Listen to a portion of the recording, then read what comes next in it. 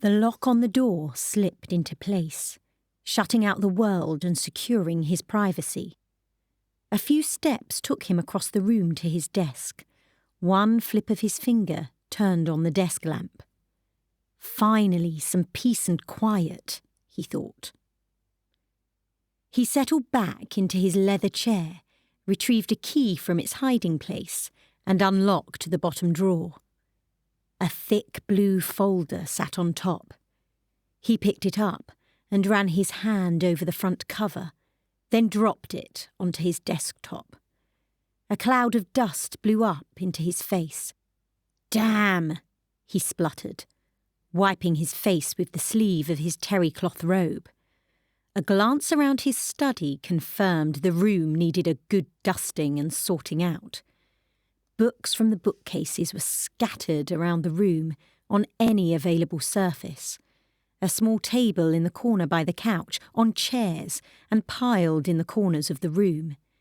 Newspapers and magazines cluttered the desktop. A direct result of the fact that he now locked his study door to keep out intruders.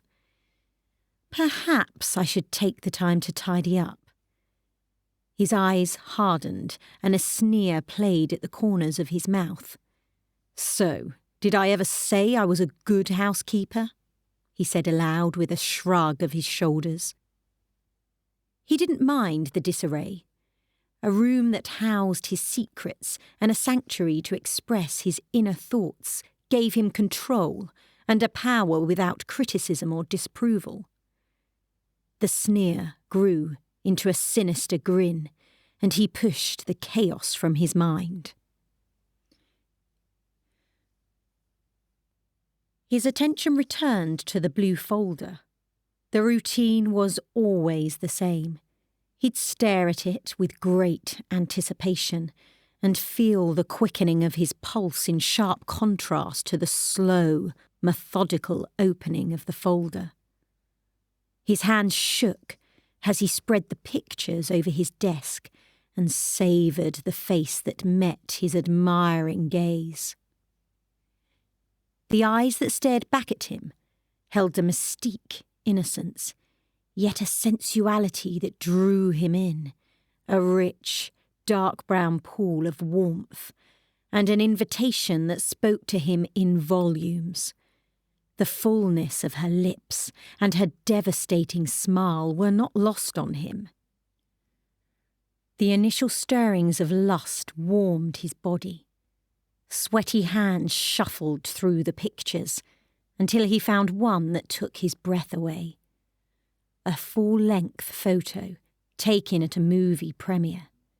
He'd cut out the part of the companion standing beside her, dismissing his insignificance and annoyed that this man believed himself to be worthy of her company.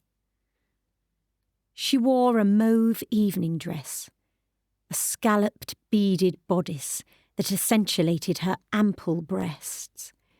Fitted beneath her bodice in an empire style, the slim-fitting fabric flowed in a soft silk over her curves to her mid-calf.